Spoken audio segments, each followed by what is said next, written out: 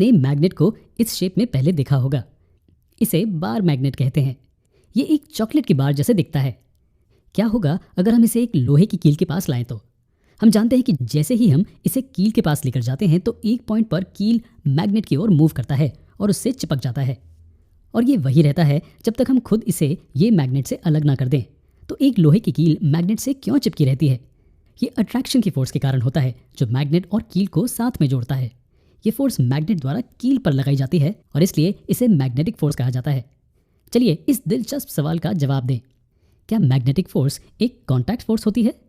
दूसरे शब्दों में कहें तो क्या मैग्नेट और कील के बीच का कॉन्टैक्ट कील को अट्रैक्ट करने के लिए मैग्नेट के लिए ज़रूरी होता है? चलिए एनिमेशन को स्लो मोशन में देखते हैं।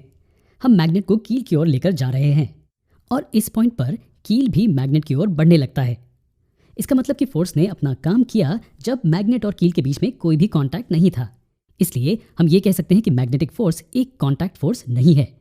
मैग्नेटिक फोर्स को कील पर काम करने के लिए कांटेक्ट की ज़रूरत नहीं होती। इसे बेहतर समझने के लिए हम इस मैग्नेट को कील के नज़दीक लेकर आते हैं और इसे थोड़ा सा हवा में ऊपर मूव करते हैं। आप देखेंगे कि कील भी थोड़ा हिलता है। इसका मतलब है कि लोहे की कील एक मैग्नेटिक फोर्स के प्रभाव में है, भले ही ये मैग्नेट के कांटेक्ट में ना हो। ये फिर से साबित करता है कि मैग्नेटिक फोर्स एक कांटेक्ट फोर्स नहीं है। तो हम कह सकते हैं कि ये एक नॉन कांटेक्ट फोर्स है। फोर्स तब भी होती है जब मैग्नेट लोहे के कांटेक्ट में नहीं होता है। लेकिन मैग्नेटिक फोर्स का ये नॉन कांटेक्ट नेचर हमें क्या बताता है? ये हमें बताता है कि यहाँ इसके आसपास की स्पेस में मैग्नेट द्वारा प्रोड्यूस की गई एक इनविजिबल फील्ड है। और अगर आप किसी भी फेरोमैग्नेटिक मटेरियल को इस फील्ड में लाते हैं तो उसे वो अट्रैक्शन की फोर्स का अनुभव होगा। हम इस फील्ड को नहीं देख सकते हैं, लेकिन ये एग्जिस्ट करती है।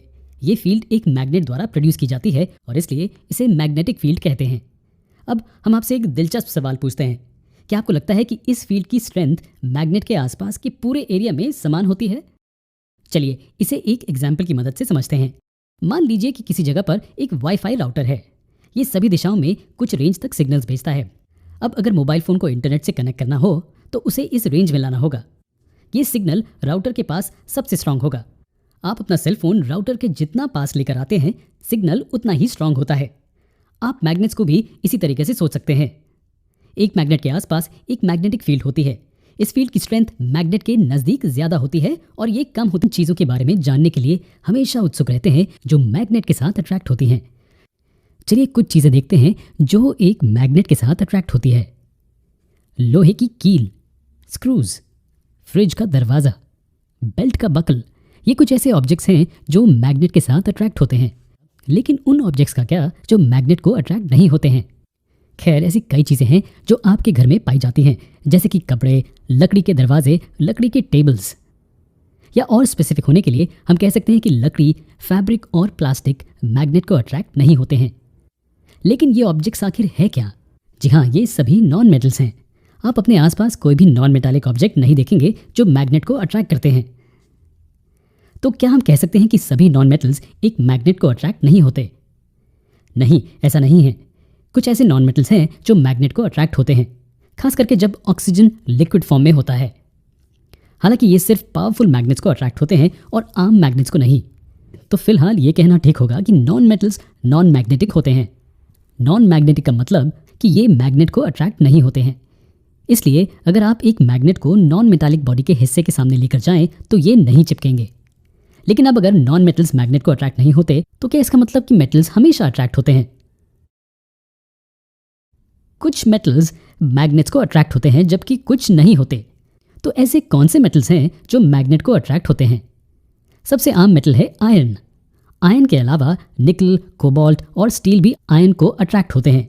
लेकिन अगर आप एक मैग्नेट को कॉपर या एल्यूमिनियम के सामने लेकर जाएं तो ये अट्रैक्ट नहीं होंगे। यहाँ एक्सेप्शंस हैं। कुछ मेटल्स जैसे कि कॉपर पावरफुल मैग्नेट्स को अट्रैक्ट होते हैं, लेकिन छोटे मैग्नेट से नहीं। तो हम कह सकते हैं कि आयरन, निकल, कोबाल्ट और स्टील ही ऐसे मेटल्स हैं जो मैग्नेट को अट्रैक्ट होते हैं।